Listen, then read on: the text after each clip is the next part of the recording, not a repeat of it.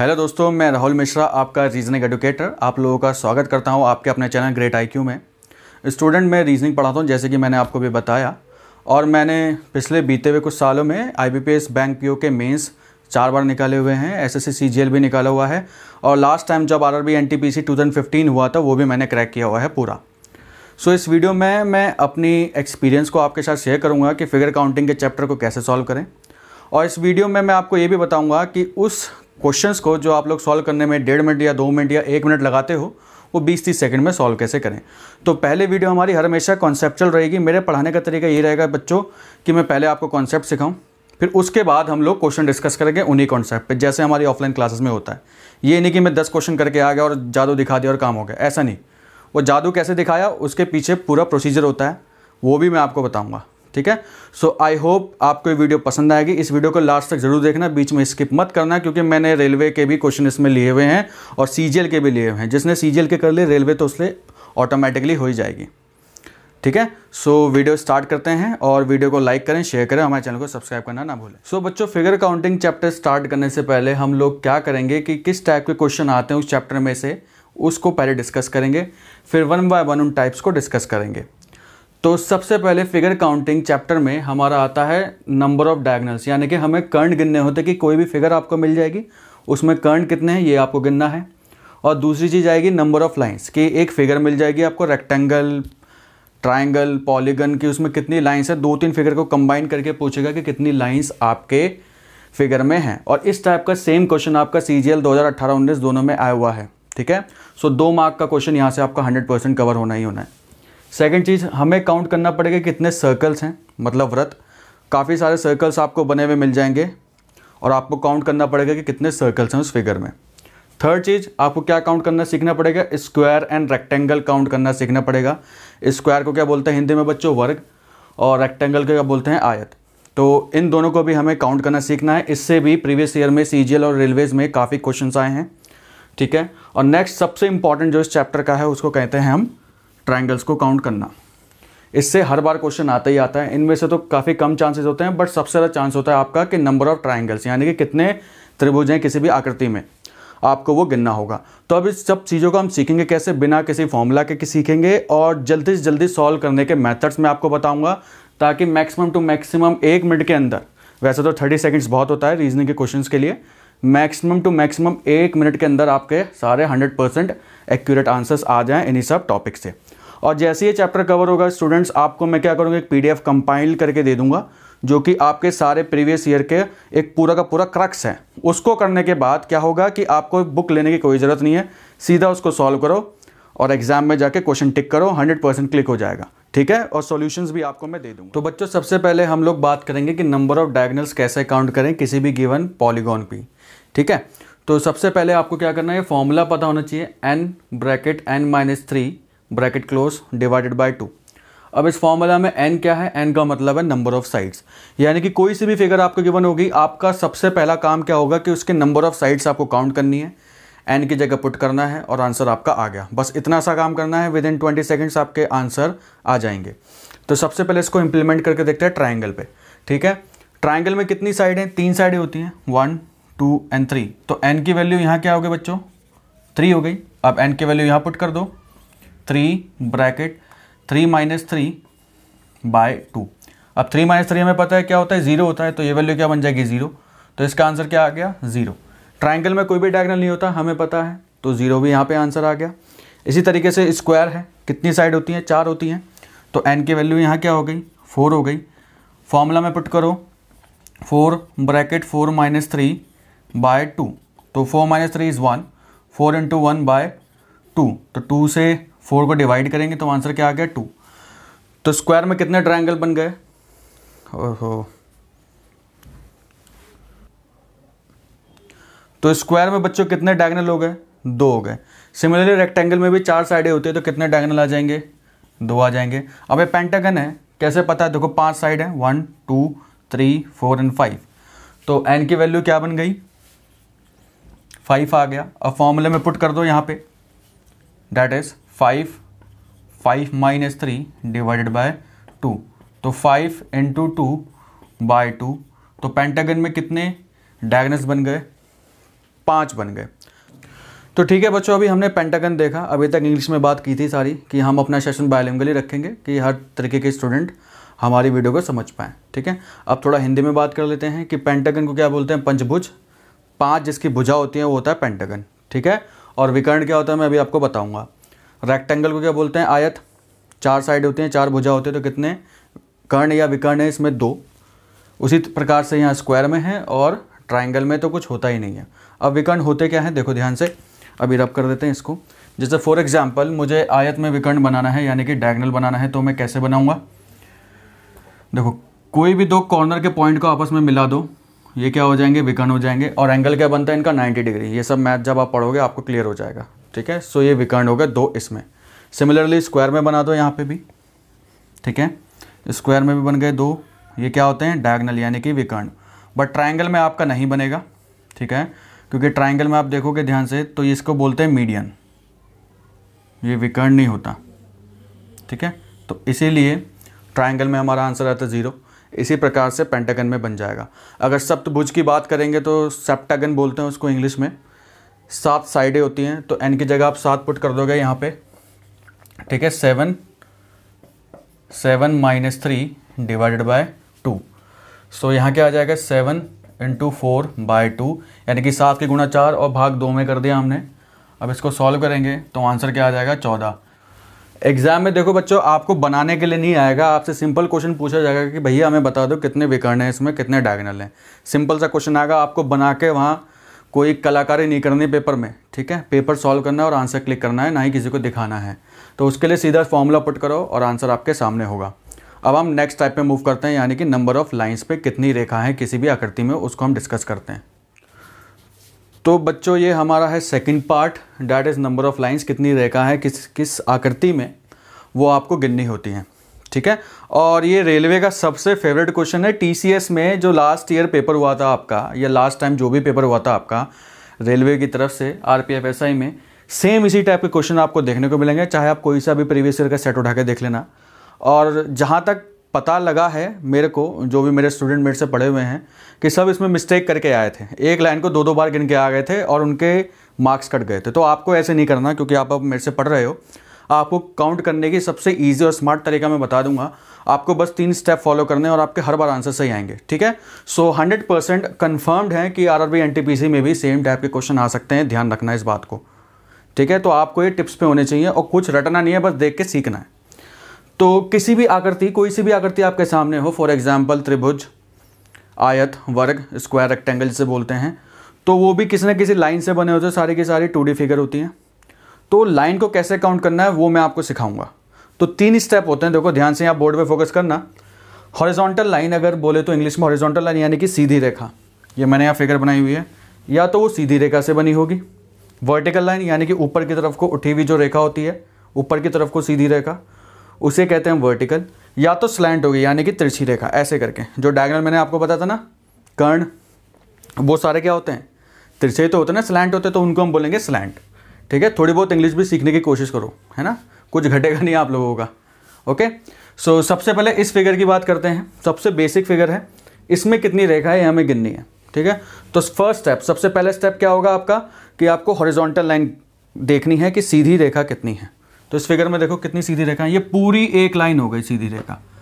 ठीक है, यहाँ डॉट तक मत गिन लेना, बच्चे क्या करते हैं 1 2 3 ऐसे गिन लेंगे, ऐसे काम आपको नहीं करने। पूरी रेखा जो होगी वो एक लाइन होगी, सीधी रेखा, लेटी हुई सीधी रेखा। ठीक है, एक यहाँ हो गई, दूसरी आपको यहाँ दिख रही है, ओके, और तीसरी आपको यहाँ दिख रही है। तो इस फिगर में हॉरिजॉन्टल लाइन कितनी हो गई? 3 हो गई। ठीक है, आपको पेपर में सॉल्व करने से पहले HVS लिख लेना है, यानी कि हॉरिजॉन्टल, वर्टिकल, स्लैंट। सीधी रेखा, ऊपर की तरफ को उठी हुई सीधी रेखा और तिरछी रेखा, ये लिख लेना, क्वेश्चन कभी गलत नहीं होगा। तो 3 मुझे हॉरिजॉन्टल मिल गई। अब कौन सी बात है? सीधी ऊपर की तरफ को उठी हुई यानी कि वर्टिकल रेखा, है ना। सो ये कितनी है यहाँ पे? 1 2 3 4 5 6। वर्टिकल कितनी है? 6। स्लैंट, क्या कोई तिरछी रेखा दिख रही है आपको यहाँ पे? कोई नहीं है भाई। तो आंसर क्या आ गया यहाँ पे? 0। अब इन सब का योग कर लो, जोड़ लो। 6 + 3 क्या हो जाएगा? 9। तो इस फिगर में कितनी रेखा है? 9 है, सीधा आंसर आपका। कुछ नहीं करना, देखो फ्री फंड के नंबर हैं। बट गलती नहीं करनी, ये 3 स्टेप लिख लेने हैं HVS करके, और उसके बाद आपको इसको सॉल्व करना है पेपर में, ठीक है। अब इस प्रकार से अगर हम इस फिगर की बात करें, ठीक है, अब इसमें भी 3 टाइप की लाइन आपको दिख रही है, हॉरिजॉन्टल, वर्टिकल, स्लैंट, ठीक है। तो मैंने लिख लिया HVS, बस यही करना है आपको। सबसे पहले काउंट क्या करना है, लेटी हुई रेखा जो सीधी होती है, ठीक है, हॉरिजॉन्टल। तो कितनी है यहाँ पे देखो, 1 ये हो गई, 2 ये हो गई, 3 ये हो गई, 3 हो गई, ठीक है। तो 3 आपके हॉरिजॉन्टल हो गई यहाँ पे। अब वर्टिकल सीधी वाली रेखा देखनी है मेरे को, ऊपर की तरफ को उठी हुई। तो यहाँ देखो 1 ये हो गई, ठीक है, 2 ये हो गई, 2 यहाँ पे ये हो गई, वर्टिकल कितनी हो गई, 2, ओके। अब स्लैंट की बात करें, यानी कि तिरछी रेखा भी तो है इसमें, है ना। देखो यहाँ से गिनो, 1 2 3 4 इस तरफ से आ गई, 1 2 3 4 यहाँ से आ गई, और 4 ही इसी तरफ से आ रही है। देखो ध्यान से यहाँ पे 1 2 3 4 यहाँ से आ गई। तो टोटल स्लैंट यानी कि तिरछी रेखा कितनी बनी, 8 बनी। अब सबका योग कर दो, 8 + 2 10, 10 + 3 13। तो नंबर ऑफ लाइंस कितनी हो गई भैया, यहाँ पे 13 लाइन हो गई। देखो कितना टाइम लगेगा इसको गिनने में, आप लोग बस क्वेश्चन देख के सॉल्व कर सकते हो इसमें, ठीक है। कोई आपको न्यूटन या आइंस्टाइन नहीं बनना, सिर्फ क्वेश्चन सॉल्व करना आना चाहिए पेपर में। एग्जामिनर चाहता है कि क्वेश्चन सॉल्व करके दिखा दो, कैसे किया दैट डजंट मैटर, बट करने का अप्रोच करेक्ट होना चाहिए एग्जाम में, ताकि टाइम बचे आप लोगों का, ठीक है। नाउ अब ये लास्ट फिगर देखते हैं, फिगर नंबर C। अब इसमें भी क्या करना है मुझे, HVS। इससे बेस्ट और इससे सिंपल मेथड कैलकुलेशन का कुछ नहीं हो सकता। बच्चों को पता नहीं होता है, वो एक बार एक लाइन को 2 बार 3 बार गिन लेते हैं, तो आपको ऐसा नहीं करना। हॉरिजॉन्टल गिनो, 1 2 3 4 5 6 7। तो 7 हमारी हॉरिजॉन्टल मिल गई हमें, ओके, 7 हॉरिजॉन्टल मिल गई। अब वर्टिकल गिनते हैं, 1 2 3 4 5 6 वर्टिकल हो गई। क्या स्लैंट कोई है, तिरछी रेखा तो कोई भी नहीं है यहाँ पे, 0। 7 + 6 योग क्या आया, 13 रेखाओं से बना हुआ ये एक आकृति है। तो इस प्रकार से हम लोग इस टाइप के क्वेश्चन को सॉल्व करेंगे। ये जस्ट हमारा कॉन्सेप्ट बिल्डिंग का सेशन है स्टूडेंट्स। आने वाले जो अपकमिंग सेशंस होंगे हमारे, आने वाले जो भी सेशन होंगे हमारे, उसमें करेंगे क्या हम लोग कि जब मैं पूरा चैप्टर आपको पढ़ा दूंगा ना, तो उसके बाद हम लोग इस पर एक पूरा क्वेश्चन डिस्कशन करेंगे, ठीक है। आधे घंटे 1 घंटे की वीडियो लाएंगे, जिस पे सारे इसके इंपॉर्टेंट क्वेश्चन जो भी मैंने कॉन्सेप्ट बताऊंगा ना आपको, उसको अप्लाई कैसे करें क्वेश्चंस में, वो उसको सीखेंगे। बट पहले मेरा काम क्या है, आपको रटवाना नहीं है, जाके दूसरे चैनल पे देख लो, रटवाने लग जाते हैं, सॉल्व करना कोई नहीं सिखाता। तो हम आप लोगों को क्या करेंगे, सॉल्व करना सिखाएंगे कि क्वेश्चन आप एग्जाम में सॉल्व कर पाओ, ठीक है। सो आई होप आपको समझ में आया होगा। सो बच्चों, हम लोग इस वीडियो का नेक्स्ट टॉपिक डिस्कस करते हैं, जो कि है सर्कल्स, यानी कि व्रत को कैसे काउंट करें। मैं आपको क्लियरली बता रहा हूँ, इससे आसान चीज़ दुनिया में कुछ नहीं होगी। सर्कल काउंट करना सबसे ईजी है, सबसे जल्दी काउंट होगा, कुछ नहीं करना होता। जितनी आपको वृत्तों की आकृति दिख रही है ना, सीधा सीधा काउंट कर लो, आपके आंसर आ गए। कोई फॉर्मूला नहीं, कुछ नहीं, सीधा आपको जितने भी व्रत दिख रहे हैं ना, उनको काउंट कर लो। जैसे इस फिगर में देखो कितने व्रत हैं ऊपर वाली लाइन में, लेकिन चलना क्या है, ऑर्डर में, एक सीक्वेंस में चलना है। सबसे ऐसे नहीं कि कहीं से भी गिनना चालू कर रहे हो। रीजनिंग और मैथ्स में सीक्वेंस चाहिए होता है। जब तक सीक्वेंस नहीं होगा तब तक क्वेश्चन नहीं होने वाले, ठीक है। तो सीक्वेंस आपका कंफर्म होना चाहिए। सबसे पहले ऊपर वाले से काउंट कर लो, कितने दिख रहे हैं, 1 2 3 4 5। तो यहाँ पे कितने आ गए, 5 सर्कल आ गए, ओके। अब नीचे गिनो, 1 2 3 4। यहाँ कितने आ गए, 4 आ गए। यहाँ 1 2 3। यहाँ कितने आ गए, 3 आ गए। 1 और 2। यहाँ कितने आ गए, 2। यहाँ कितने आ गए, 1। हो गया, सबका योग कर लो। 5 और 4 9, 9 और 1 10, 10 और 5 15। तो कितने व्रत हो गए इस फिगर में, 15। जितने इस फिगर उतने व्रत, बस, कोई फॉर्मूला नहीं, कुछ नहीं। यहाँ पे काउंट करो, बट आपको ध्यान कहाँ देना होता है, 2 बार मत काउंट कर लेना, क्योंकि ऐसे ऐसे फिगर आती है जिसमें एक के अंदर एक बना के देते हैं, तो वो आपको उसको अवॉइड करना है। कैसे बचना है, देखो यहाँ पे। अब मुझे इसको इंटेलिजेंटली काउंट करना हो तो मैं कैसे करूँगा, सबसे पहले मैं बड़े वाले गोले काउंट कर लूँगा या व्रत काउंट कर लूँगा। कितने बड़े वाले गोले, 1 2 3 4 5, जो सबसे बड़े हैं, ठीक है, 5 यहाँ हो गए, 5 हो गए यहाँ पे, 5 अच्छे से बना देते हैं थोड़ा, 5 हो गए, प्लस जोड़ी तो रहे हैं, यहाँ देखो 1 2 2 यहाँ हो गए, 1 2 2 यहाँ हो गए, 1 2 2 यहाँ हो गए, 1 and 2 2 यहाँ हो गए, तो 1 2 3 4, 4 और 2 4 into 2 8, फिर यहाँ पे भी 2, यहाँ पे भी 2, तो 8 और 4 12, 12 हो गए। सबसे पहले बड़े वाले काउंट करें, उसके बाद उससे छोटे बड़े वाले काउंट करें। सीक्वेंस फॉलो रखना है एग्जाम में और कुछ नहीं। सीधा एक साथ अगर गिनोगे ना तो आंसर कभी ज़िंदगी में सही नहीं आने वाला। मैं कैसे गिन रहा हूँ, आपको यही पैटर्न एग्जाम में फॉलो करना है। पहले मैंने बड़े वाले गिने, उसके बाद उससे छोटे वाले गिने, ठीक है। तो 1 2 3 4 5 6, 6 छोटे वाले हैं बट उनमें 2 2 हैं, तो 6 into 2 12 हो गया। तो 12 यहाँ से आ गए, 12 जोड़ दो। अब हमें पता है कि हमने बड़े वाले उससे छोटे वाले गिन लिए, अब सबसे छोटे वाले गिन लो, ठीक है। गिनो 1 2 3 4 5 6 7 8, 8 यहाँ से हो गए, तो 8 जोड़ दो, कितना आ गया 25, यानी कि 25 व्रत हैं इस आकृति में। आई होप समझ में आया होगा। एक और क्वेश्चन डिस्कस करते हैं इस पर। तो बच्चों इस पार्ट का हम आखिरी क्वेश्चन डिस्कस करेंगे अब। ये क्वेश्चन आपका CGL 2017 में आया हुआ क्वेश्चन है, ठीक है, एग्जाम का क्वेश्चन है आपका।